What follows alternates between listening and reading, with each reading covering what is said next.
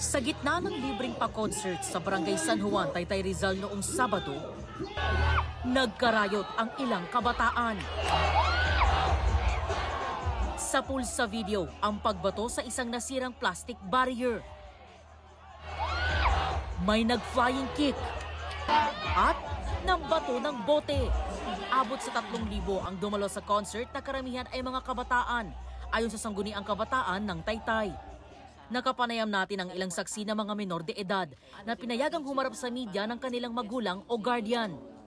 Nagkasiksikan daw sa concert grounds na posibleng pinagmula ng gulo. Una po, akala namin chill lang. Tapos bigla po nagkagulo eh. Nagkatalunan lang po. Tapos yun na po, nagkasikuhan, kasipaan. Marami pong nasaktan eh. Kasi pagbato po ng barrier po. Tapos may bumabato din po ng tsinelas.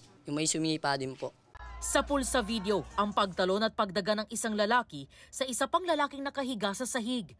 Kita rin ang ilang umawat at tinulungan ang lalaki. Pag flying kick niya po, yung flying kick niya po naka-fighting stand lang po. Tapos pag flying kick niya, parang dumaplis lang po, tapos sinuntok po siya sa ulo, kaya po siya nakakapit sa ulo niya. Tapos ayun na nga po, tapos naghahabulan na nga po sila, atras abante, hanggang pong dumating na po yung maraming mga pulis.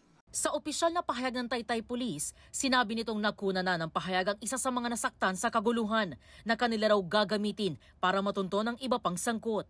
Base raw sa salaysay ng biktima, isang grupo ang humarang sa kanila at nambato ng plastic barrier. Rumesmak naman daw ang grupo at doon nagsimula ang riot. Pinagtulungan daw bugbugin ang naiwang biktima matapos magpulasan ng mga tao sa concert grounds.